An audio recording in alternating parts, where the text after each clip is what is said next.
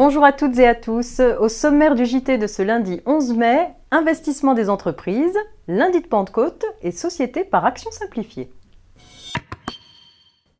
Investissement des entreprises.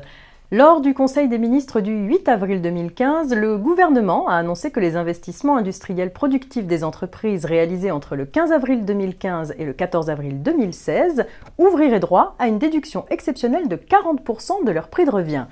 L'administration fiscale a déjà précisé les conditions et les modalités d'application de cette déduction qui n'a pas encore été adoptée par le Parlement.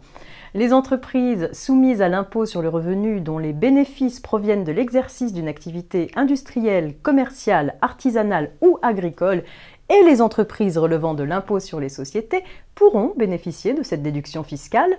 Elles doivent être soumises à l'impôt selon le régime réel normal ou simplifié de plein droit ou sur option. En conséquence, les entreprises relevant du régime microbique ou du forfait agricole ne pourront pas bénéficier de cet avantage fiscal. La déduction exceptionnelle s'appliquera aux entreprises qui acquièrent ou fabriquent des biens d'équipement faisant l'objet d'un amortissement dégressif. Cette année, le lundi de Pentecôte tombe le 25 mai.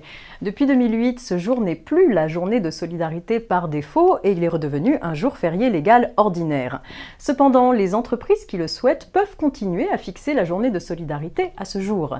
Lorsque le lundi de Pentecôte n'est pas travaillé, les salariés mensualisés bénéficient du maintien de leur rémunération s'ils ont au moins 3 mois d'ancienneté. Si le lundi de Pentecôte est travaillé, aucune majoration de salaire n'est en principe due aux salariés. Pensez à vérifier la convention collective applicable à votre entreprise car elle peut prévoir des dispositions plus favorables. Si la journée de solidarité est fixée un jour férié précédemment chômé comme le lundi de Pentecôte, l'employeur peut opérer une retenue de salaire en cas d'absence injustifiée. Société par action simplifiée pour terminer. Lorsqu'une personne morale, notamment une société, assure la présidence d'une société par action simplifiée, l'extrait cabis de la SAS doit-il mentionner la personne physique désignée comme représentant permanent de la personne morale au sein de la SAS? Non. La loi n'impose pas à la personne morale nommée présidente de la SAS de désigner un représentant permanent au sein de cette société. Et si un représentant permanent est désigné dans la SAS, ce titre ne lui donne pas vocation à être mentionné au RCS.